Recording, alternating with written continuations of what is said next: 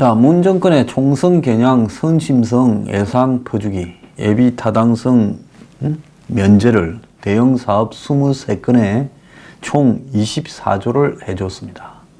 국가가 돈을 24조를 푸는데 그것이 가능한가 안 가능한가? 과연 그 돈을 풀 만한 가치가 있는 일인가? 이런 게 없이 돈을 푸는 나라는 전 세계 대한민국밖에 없을 거라고 보입니다.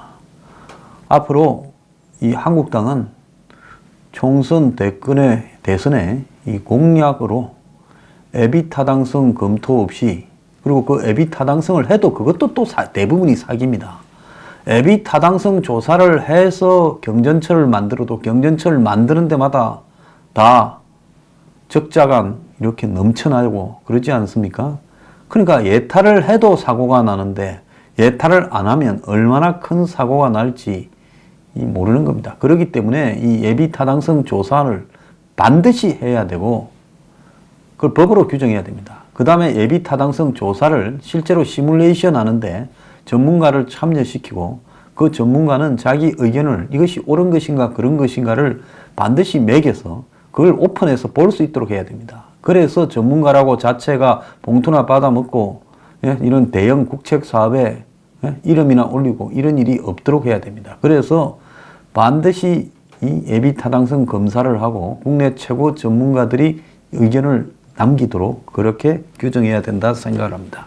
자, 이야기 좀 이따 하고요. 그 사이에 드루킹 사건이 지금 1심 판결이 나왔습니다.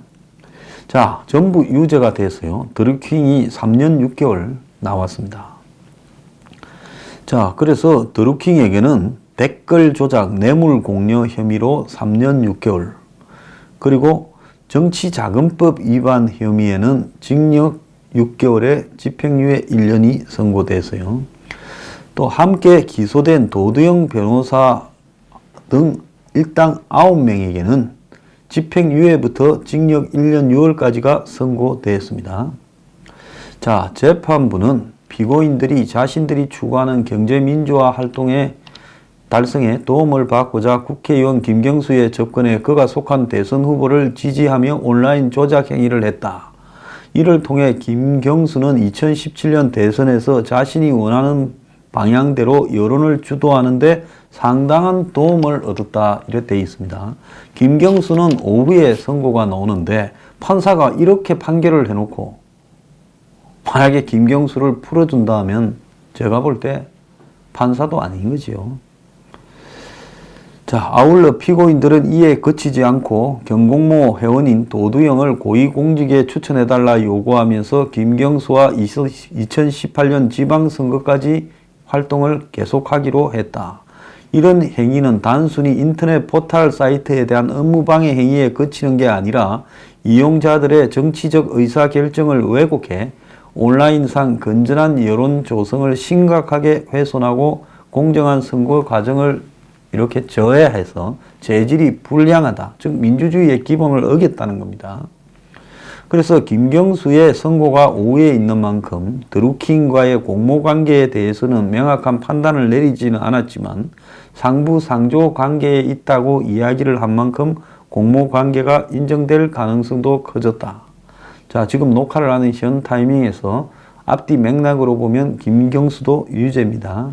나라가 작게는 성남시에 19살 주민이 책을 6권 대출하면 2만 원을 준다는 은수미. 옛날에 산호맹이었고 비례대표했고 문정권 들어와서 청와대 비서관 했고 또 무슨 조폭 관련해서 차량 제공받았다 스캔들에 시달리고도 또 이런 사람이 시장이 되고 시장이 되니까 책 빌려가면 도서관에 가서 돈을 2만 원 준다. 자, 참 은수미가 이 성남시 도서관 운영 독서문화진흥조례 개정안을 의회에서 이거 야당 의원들이 퇴장한 가운데 의결을 했습니다. 이 첫 출발 책드림 사업이 이제 시행에 들어가는데요. 성남시에 주민등록을 둔 만 19세 청년이 해당 연도에 성남 지역 공립도서관에서 6권 이상의 책을 대출하면 2만 원의 지역 화폐를 지급하는 게 골자라는 겁니다. 그래서 해당 사업비가 2억 2,500만 원이 3월 이렇게 추경 예산에서 확보될 거다. 성남시가 예산 자급도가 100%입니까? 지 맘대로 돈 쓰게요. 자, 이제는 이거 책을 읽었는 것도 아니고 책을 빌려가면입니다.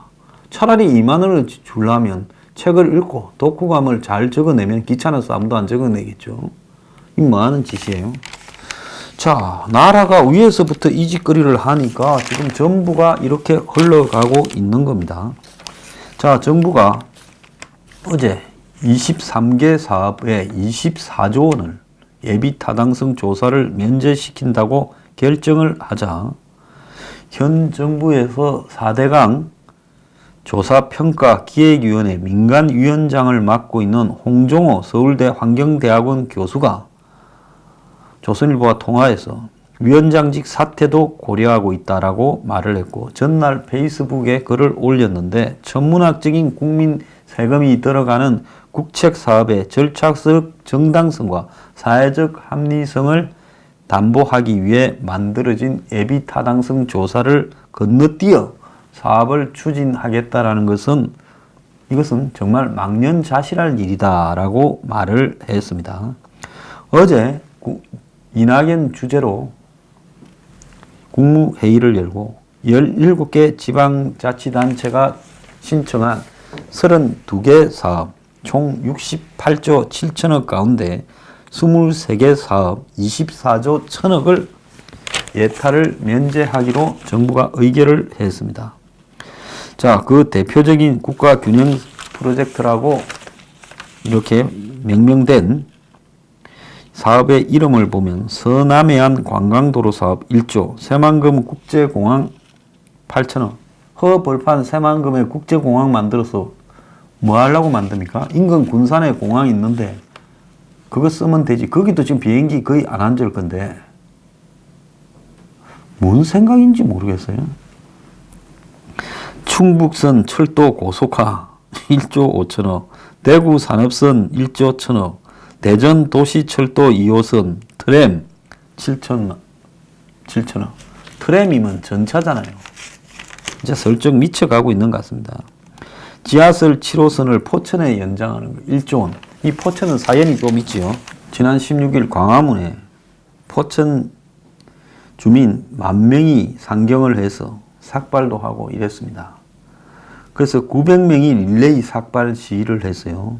포천은 탈락할 경우 트랙트 상경 집회 등 강경 대응을 예고했습니다.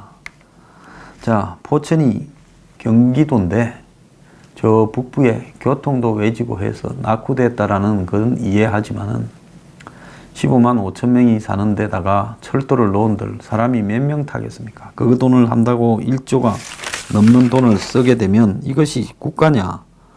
이런 생각이 듭니다. 자, 이런 식으로라면 낙후된 지역 모두는 지역에서 그냥 일할 게 아니라 서울 올라와서 숙식 데모를 하고 삭발을 하면 전부 다 뭘 해줄 겁니까? 이건 아니지요. 자, 지금 가만히 보면 전국의 17개 광역시도에 골고루 나눠줘서 니도 좋고 나도 좋고 나눠 먹자라는 이야기입니다. 그러면 예비 타당성 면제를 왜 하는가? 이 부분에 대해서 우리가 정확하게 인식할 게 있어요. 그 예비 타당성 조사를 한다고 예를 들어서 비용도 들어가고 귀찮지 엄청. 그럼에도 불구하고 이런 것을 하는 이유는 왜 있습니까? 그것은 분명히 이유가 있으니까 그럴 겁니다. 그래서 예비 타당성 조사라는 것은 정부 재정이 대규모로 투입되는 사업의 정책적, 경제적 타당성을 사전에 검증 평가하기 위해 하는 제도예요. 그래서 99년 김대중 정부 때 도입되었고 사업비 500억 이상의 국고 지원 300억이 넘는 대형 사업에는 이 예비 타당성 조사를 하게 되어 있다는 겁니다. 자, 예비 타당성 조사는 한국에만 하는 게 아니라 선진국에서도 다 이걸 합니다. 그래서 예비 타당성 조사에는 이 경제 비용 편익 분석을 통해서 편익을 비용으로 나누는 값이 1보다 클 경우에 경제적 타당성이 있는 걸로 본다는 겁니다. 그러니까 들어가는 비용을 그 편익을 또 지수로 환산했을 때 비용보다는 편익이 클 때 사업을 해야 되는 거지, 돈을 1조 넣었는데 얻는 이득은 5천억밖에 안 된다면 이런 사업은 하면 안 되는 거 아닙니까? 그래서 정책적 분석은 해당 사업과 관련된 정책의 일관성과 사업 준비 정도, 사업 추진상의 위험성 이런 거를 평가하고요. 지역 균형 발전 항목은 이 지역 낙후도 개선, 지역 경제의 파급 효과, 고용 유발 효과 등 지역 개발에 미치는 영향을 또 평가하는 겁니다. 그래서 예비 타당성 조사를 한 다음에 이제 통과가 되면 본격적인 타당성 조사를 하고 설계, 보상, 착공 이 순으로 진행이 된다는 겁니다. 자, 타당성 조사를 함에도 예비 타당성 조사를 하는 이유는 보통 타당성 조사까지 가게 되면 대부분 이렇게 굴러가기 때문에, 그래서 미리 한번 걸러 거는 걸르고 해서 실제로 이 사업에 이 편익 효과가 없는 부분은 정리한다는 겁니다. 자, 국가가 이렇게 정책을 운용하고 국가 예산을 쓸 때 이걸 해야 되느냐 말아야 되느냐 하는 것은 이 공리주의에 입각을 해서 실제로 거기에 들어가는 어떤 노력이나 비용 이런 것보다 그 결과가 더 나을 때, 즉 후생 효과라고 하지 않습니까? 그래서 삶을 더 낫게 만들 수 있을 때 그 사업을 하고 거기에 돈을 써야 되는 거죠. 그런데 보통 이런 예비 타당성 조사가, 조사의 주체가 지금 기술정보통신부, 과학기술정보통신부로 넘어가 있는데 실질적인 조사 업무는 정부가 아닌 제3자가 하게 돼 있는데, 이런 예비 타당성 조사를 하는 용역을 회사가 정해지면 거기에 또 어떡합니까? 로비를 해가지고 실제로 보다 과장되게 그 사업의 효과를 이렇게 만듭니다. 그러다 보니까 김해 경전철, 용인 경전철, 의정부 경전철 같은 것부터 시작해서 거가대교부터, 자, 거가대교 어떤 트럭 기사는 하루에 10만 원 낸대요, 통행료로. 처음에 공짜로 며칠 돌린다니까 꽉 메어졌다가 요즘 다니는 차가 별로 하도 비싸서. 그것만 그렇습니까? 다리를 만들면 뭐합니까? 통과 수수료가 너무 비싸고, 터널도 그렇고. 그리고 지하철 9호선에 저 난리가 났던 것도 결국은 이런 걸 제대로 안 하고 민간 자본에다가 민자 사업으로 끌어들였다가 나중에 수습이 안 되어서 지하철 9호선 북새통 부분이 난 거 아닙니까? 자, 여기서 그러면 이런 사업에서 이제 정부 예산이 모자라면 민자 사업으로 돌립니다. 그 민자 사업으로 돌리면 외국의 맥커리 같은 펀드가 끼어 들어와가, 자, 최소 이윤 보장을 합니다. 그래서 원래 할 때 한 10만 명이 이용할 건데 한 7만 명밖에 이용 안 해서 3만 명 수입이 줄어들면 그거는 정부와 지자체가 보장해 줘야 된다 해서 그런 걸 한 40년 운영한 다음에 기부 체납을 하거든요. 그러니까 40년 동안 모자라는 돈을 밀어 넣어서 몇십 조씩 얻어가기도 하는 겁니다. 그러니까 이런 사업의 기본적인 목적이요. 자, 지역의 토건업자, 공사 좀 하자. 건설회사, 또 지역의 시장, 도지사, 군수, 이런 사람들 이런 거 벌어지면 어쨌든 공사판이 벌어져야 좀 생기는 게 있다. 그래서 그들은 저 돈 아니니까 무조건 이런 사업을 하려고 하고, 또 지역의 우매한 유진이, 토원이 이런 사람 동원해가 그 사람들 뜯어먹는 게 생기죠. 이런 사업을 해야 지역이 발전된다. 지랄로. 그랬으면 대한민국 전부 발전돼야죠. 대한민국만큼 이렇게 지역의 골고루 도로와 지역의 고속도로와 다리고 철도고 잘 돼 있는 나라 없습니다. 한번 유럽에 가보세요. 얼마나 불편하고 옛날식인가.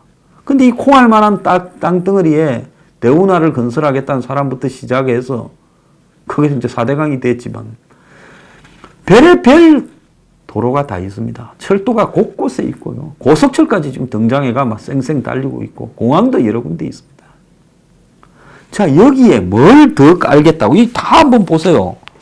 전부 도로, 국제공항, 철도 고속화, 산업선 철도, 도시철도 트램, 그 다음에 지하철 7호선 연장, 다 이런 거지 않습니까? 이거를 더 깔아서 되는 건지를 생각해 봐야 돼요. 영국 가보셨습니까? 웨일즈나 스코틀랜드에 얼마나 낙후됐습니까? 오지죠, 오지. 그런데도 거기에 쌩쌩 철도나 도로나 고속도로가 있습니까? 기차가 다 있습니까? 고속철이 막 다닙니까? 그러지 않아요. 부분적이죠. 자, 저런 나라가 인프라에 적당히 제한을 가고, 스웨덴 안 가보세요. 노르웨이 안 가보세요. 자, 거기 관광국가라 한다고 거기에 막 고속철 같은 게 있습니까? 이해가 가지 않는다. 그래서 이 나라는 한마디로 서민들 앞세워서 지역 발전을 주장하면서 그 사람들 데모 동원하면서 실제 이익은 지역 토나 건설회사나 건설업자나 이런 사람들이 또 묻고, 그러면서 또 시장, 군수, 도지사 이런 사람들은 또 이 사업을 해서 생색내고 거기서 좀 뜯어먹고 이러려고 이런 사업들을 막 벌리는 거예요. 자, 시장이나 도지사가 뜯어먹는다라는 표현이 요즘은 안 그렇다라고 이야기를 하고 싶겠지요. 자, 이런 게 정해지면 어떻게 됩니까? 토목 사업이 정해지면 어떤 행태로든 거기에 도로가 나고 철로가 나면 또 그 변에 개발되는 사업을 또 발표합니다. 지역에서는요. 그러지 않습니까? 우리 여기 생기고 도로가 나고 다리가 나고 터널이 생겼는데 이 지역을 또 개발해서 먼 타운을 꾸며야 되겠다고 건설 허가 내줍니다. 그러면 거기에다가 또 아파트 업자 오고, 그래서 거기서 주고받고 잘 해먹지 않습니까? 그러니까 많이 만져서 계속 개발한다고 해야 빚더미를 쌓더라도 지는 좀 벌어가는 게 있으니까 이런 사업을 기본적으로 하는 거 아니냐. 제 말 틀렸습니까? 그런데 그것도 모르고 지역 주민들은 지가 낸 세금인 줄 모르고 꼬시래기 지살 뜯어먹게요. 우리 동네에 철로 놔줘라. 미안하지만은 포천에 철로 나와서 땅값 올라간다고 덕 보는 사람 몇 명 되겠습니까? 예? 포천의 서민들은요, 철로 안 나오고 이게 지금이 더 살기가 좋을 수 있어요. 개발되면 서민 다 쫓겨납니다. 자, 청작년이여 아세안 가라. 예? SNS에 쓸데없는 댓글이나 올리고 산에 나가고 헬조선 하지 말고 전부 아세안 가라 했던 김현철이 하루 만에 쫓겨났습니다.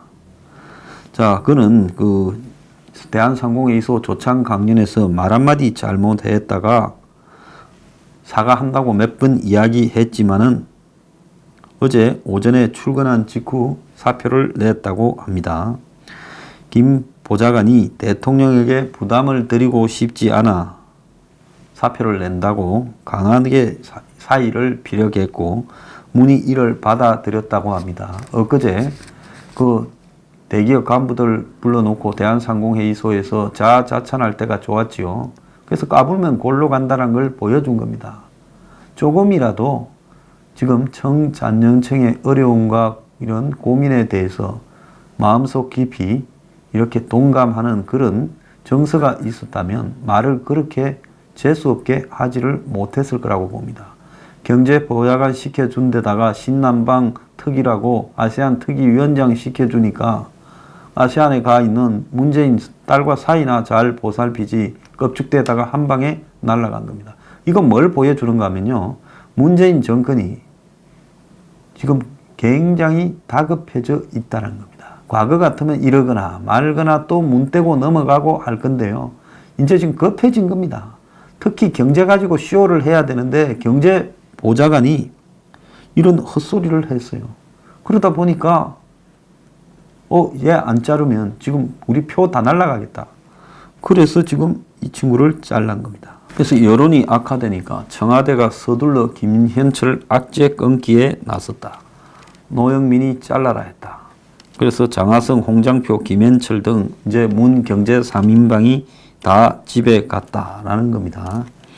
자, 타겟민은 사실상 청와대에서 짐을 빼고 사표가 수리됐니 안 됐니 지금 말만 무성하고, 고민정 부대변인이라는 사람도 지금 이렇게 출근을 하지 않고 있다 합니다. 대한민국의 양심적인 좌파들한테 이야기를 하겠는데요, 그들은 이명박 정권을 상대로 토건국가라고 이야기를 하면서 얼마나 큰 비판을 했느냐. 아마 우석훈인가 누군가가 이 토건국가에 대해서 책도 여러 권 썼을 거예요. 선대인이도 그러고. 그래서 좌파 성향을 가지고 있는 경제학자들은 한마디로 보수는 항상 토건을 지향하고 부동산 부분을 이렇게 염두에 두고 국가 인프라를 짠다.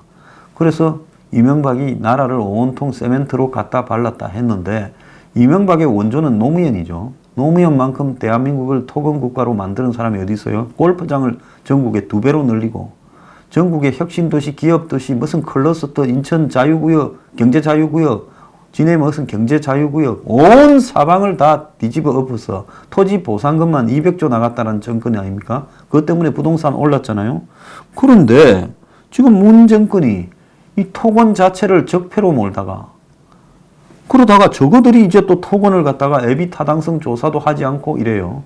지금 SOC 예산을 줄였잖아요. 문 정권 들어서 예산 배정해서 SOC 건설 관련 예산을 아주 줄였어요. 늘려야 될 건데 줄였어. 그래서 경제도 불경기인데 이 건설을 왜 이렇게 줄이느냐고 해도 막무가내로 줄였습니다.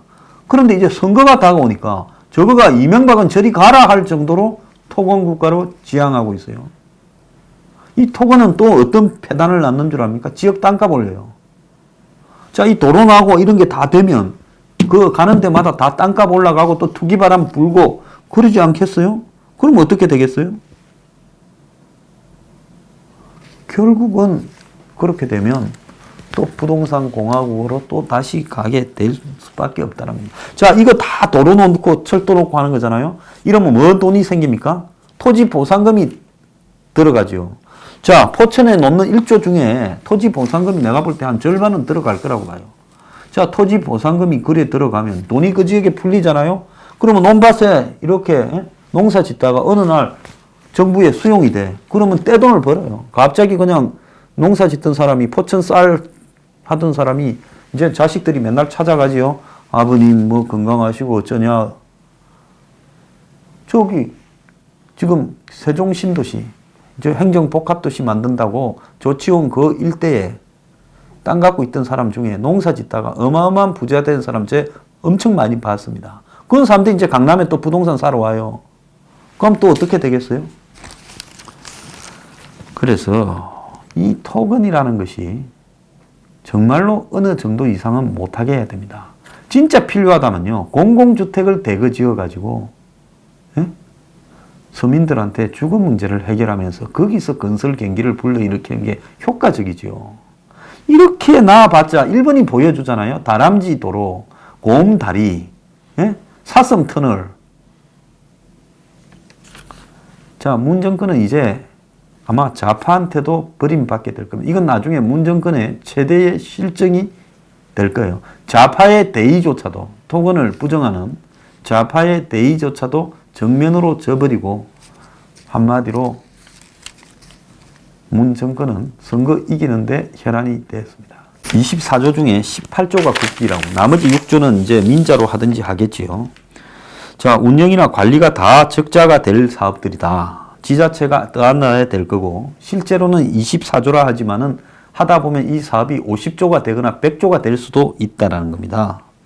결국은 이 문척건들을 생기기에 불가하다라는 거고요. 심지어 민주당은 경제 활성화로 이어지기 바란다. 예타 면제가 이래 말했는데 같은 당에 백혜련, 김영진 의원은 성명을 내고 신분당성 호매실 연장선의 예타 면제 제외는 수도권에 대한 역차별이자 지역민을 기만하고 우롱하는 행위다. 이제 여기서 민주당 안에서도 실세들 지역에는 이런 것들이 나아졌는데 이제 허세들 지역에는 또 안 되는 거예요. 그러니까 그 안에서도 실세만 챙겨줬다고 지금 불만이 나오고 있습니다. 이해찬이 왜 세종시에서 국회의원 하는 줄 알아요? 세종시에 한번 생각을 보세요. 행정복합도시 만들 때 그때 총리 아닙니까? 노무현 정권 때. 그러니까 거기가 논밭이었는데 어느 날 행정복합도시로 사실상 준수도처럼 되면서 어마어마하게 땅값이 풀리고 떼돈 버는 사람이 한둘입니까? 그러니 찌개주게 안 돼 있어요. 그 이해찬이만 좋지요. 국민 세금은 웃자라고요. 그래서 문재인은 이제 지옥행 열차를 스스로 탄 거예요. 표의 유혹에 내년 선거에서 지면 골로 갈까봐. 그런데 그것도 골고루 해야지. 같은 당에서도 지금 불만이 나오고 있지 않습니까? 손 안 대야 될 걸 댔다. 저는 그래 봅니다.